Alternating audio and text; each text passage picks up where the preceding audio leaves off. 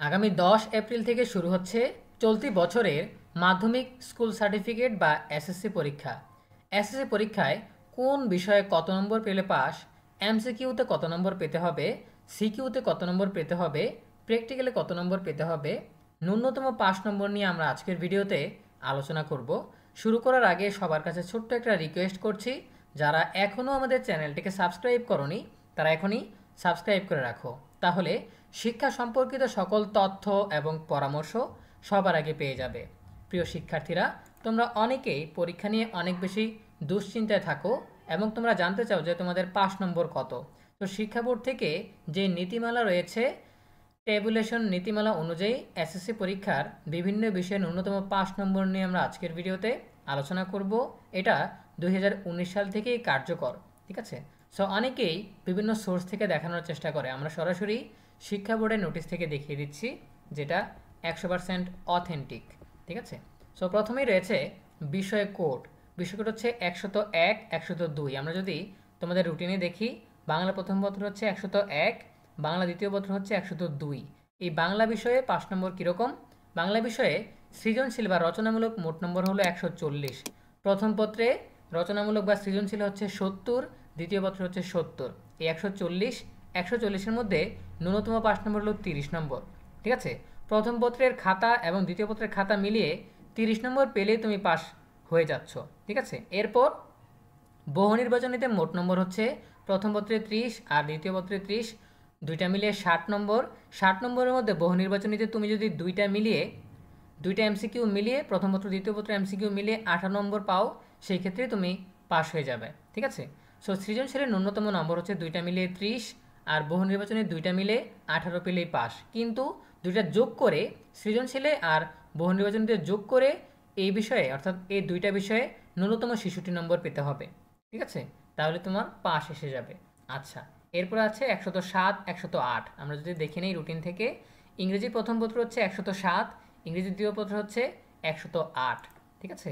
So ইংরেজি প্রথম পত্র দ্বিতীয় পত্র 200 নম্বরের, এখানে কোনো এমসিকিউ নেই। 200 নম্বরের লিখিত পরীক্ষা।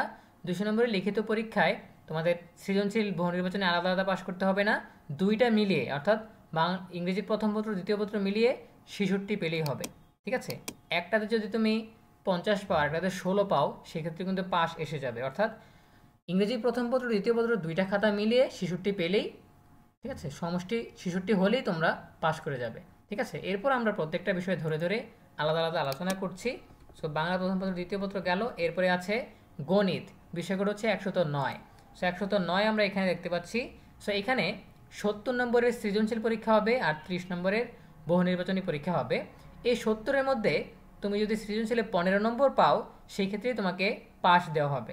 আর এই 30 নম্বরের এমসিকিউর মধ্যে তুমি যদি 9 পাও, সেই ক্ষেত্রে তোমাকে পাস দেওয়া হবে।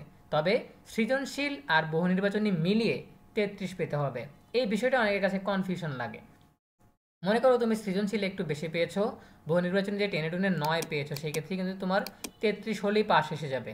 আবার মনে করো তুমি বহু নির্বাচনীতে ভালো নম্বর পেয়েছো, সৃজনশীলে টেনে টুনে 15 পেয়েছো, 33 হলেই তোমার পাস এসে যাবে, ঠিক আছে। সো ন্যূনতম নম্বরগুলো আশা করি তোমরা বুঝতে পেরেছো।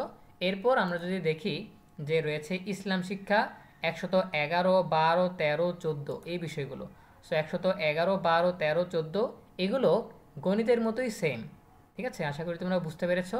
এরপর আছে তোমাদের তথ্য যোগাযোগ প্রযুক্তি 154। সো 154 যদি আমরা খোঁজার চেষ্টা করি যে 154 কোথায় আছে, সো 154 একটু ভিন্ন রকম। সো এখানে দেখতে পাচ্ছ 154। 154তে সৃজনশীলের কোনো পরীক্ষা নেই, বহু নির্বাচনী 25 আর ব্যবহারিক 25। বহু নির্বাচনী 25-এর মধ্যে 8 পেলেই পাস, আর ব্যবহারিক 25-এর মধ্যে 8 পেলেই পাস, তবে দুইটা মিলিয়ে 17 হতে হবে, ঠিক আছে, আশা করি বুঝতে পেরেছো। এরপরে রয়েছে কোন বিষয়টা? গার্হস্থ্য বিজ্ঞান, কৃষি শিক্ষা, সঙ্গীত, আরবি, সংস্কৃত, পালি, শারীরিক শিক্ষা ও ক্রিয়া, চারু কারুকলা। তাহলে 151 যদি আমরা দেখি, 151 রয়েছে এই গ্রুপে।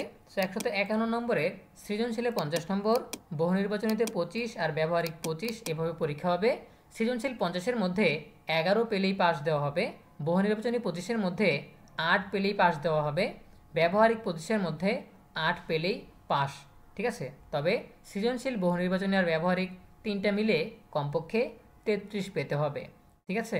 আচ্ছা, আশা করি বুঝতে পেরেছো। সো এক্ষেত্রে আমরা বাংলা বিষয়টা জানলাম, বাংলা প্রথম পত্র দ্বিতীয় পত্র মিলিয়ে পাস, ইংরেজি প্রথম পত্র দ্বিতীয় পত্র মিলিয়ে পাস। এরপর এখানে যেই বিষয়গুলো রয়েছে সেগুলো হচ্ছে যেসব বিষয়ে ব্যবহারিক নেই। ঠিক আছে, যেসব বিষয়ে ব্যবহারিক নেই, 70 নম্বরের সৃজনশীল পরীক্ষা, 30 নম্বরের বহু নির্বাচনী পরীক্ষা। এখানে সৃজনশীলে কত পেলে পাস, বহু নির্বাচনীতে কত পেলে পাস, দুইটা মিলিয়ে ন্যূনতম কত পেতে হবে, এটা নিয়ে আমরা আলোচনা করেছি।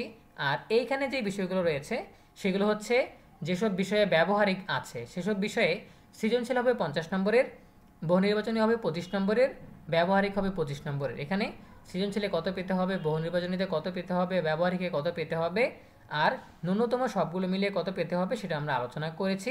সো আশা করি তোমরা বুঝতে পেরেছো যে এসএসসিতে কোন বিষয়ে কত নম্বর পেলে পাস, ঠিক আছে, বা ন্যূনতম কত নম্বর পেলে তোমার ওই বিষয়ে পাস রেজাল্ট আসবে।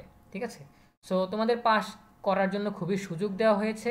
ঠিক আছে, খুবই স্বল্প নির্ধারণ করা হয়েছে, স্বল্প মান, যাতে তোমরা সহজেই পাস করে ফেলতে পারো। ঠিক আছে, ব্যবহার একটু খারাপ হলে সৃজনশীলে যাতে ব্যাকআপ দিতে পারো, আবার এমসিকিউতে খারাপ হলে সিকিউতে ব্যাকআপ দিতে পারো, সিকিউ খারাপ হলে এমসিকিউতে ব্যাকআপ দিতে পারো। এরকমভাবেই তোমাদের জন্য ট্যাবুলেশন নীতিমালা প্রণয়ন করা হয়েছে।